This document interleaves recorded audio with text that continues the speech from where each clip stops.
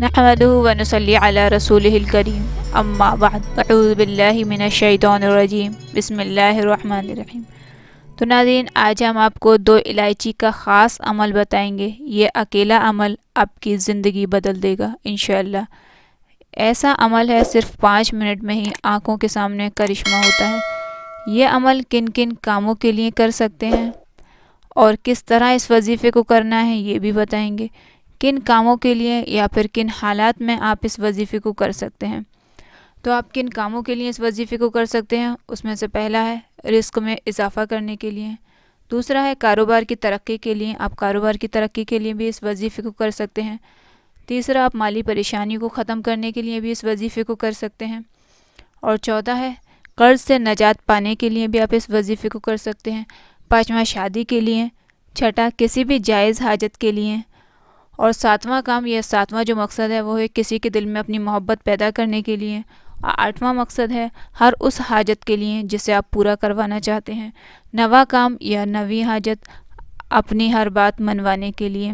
یعنی یہ ایسے کام ہیں کہ جس کے لیے آپ اس وظیفے کو آسانی سے کر سکتے ہیں، اور بس آپ کو اس بات کا خاص خیال رکھنا ہے، آپ کو یقین کے ساتھ وظیفہ کرنا ہے۔ ہر جائز حاجت کے لیے آپ اس وظیفے کو کر سکتے ہیں۔ اس کے علاوہ اگر آپ کی کوئی بھی جائز حاجت ہے تو آپ اس کے لیے بھی اس وظیفے کو کر سکتے ہیں۔ وظیفہ کرنے کا طریقہ کیا ہے وہ سمجھ لیں۔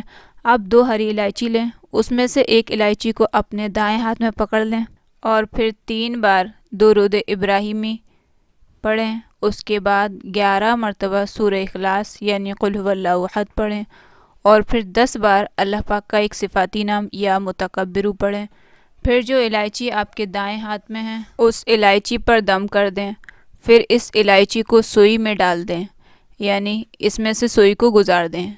جس طرح اپن دھاگے کو سوئی میں سے گزارتے ہیں اسی طرح الائچی کو گزارنا ہے بس، اور پھر اسی طرح دوسری الائچی دائیں ہاتھ میں پکڑ لیں اور 11 مرتبہ سورہ اخلاص پڑھیں اور 10 مرتبہ اللہ پاک کا صفاتی نام یا متکبر پڑھیں۔ پھر اس کے بعد 3 بار درود ابراہیمی پڑھیں، یعنی جب آپ نے پہلی مرتبہ اس کو کیا تھا، پہلی الائچی پر دم کرا تھا تو آپ نے درود ابراہیمی شروع میں پڑھا تھا، اس میں آپ کو آخر میں 3 بار درود ابراہیمی پڑھنا ہے۔ پھر جو دوسری الائچی آپ کے دائیں ہاتھ میں ہے اس پر دم کر دیں، پھر اس الائچی کو بھی سوئی میں سے گزار دیں، اور پھر اس سوئی اور الائچی کو کسی ایسی جگہ پر رکھ دیں، چھت اور خالی جگہ جہاں کسی کی نظر نہیں پڑے، اور آپ اس بات کا خاص خیال رکھیں کہ کسی کا پیر اس پر نہیں پڑنا چاہیے، یعنی اس کی بے حرمتی نہیں ہونا چاہیے۔ آپ اس وظیفے کو یقین کے ساتھ کر لیں، وعدہ ہے انشاءاللہ اللہ تعالیٰ آپ کی زندگی کو بدل دیں گے، آپ کی زندگی سنور جائے گی۔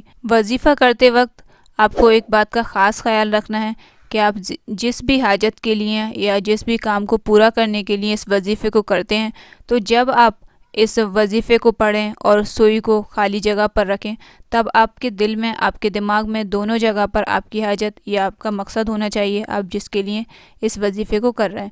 امید ہے آپ کو ویڈیو پسند آئی ہوگی۔ اگر آپ کو ویڈیو پسند آئے تو آپ اسے لائک کیجیے، اور آپ کا کوئی قیمتی سوال یا پھر کوئی قیمتی رائے ہے تو آپ کمنٹ باکس میں اس کا اظہار ضرور کریں۔ آمین۔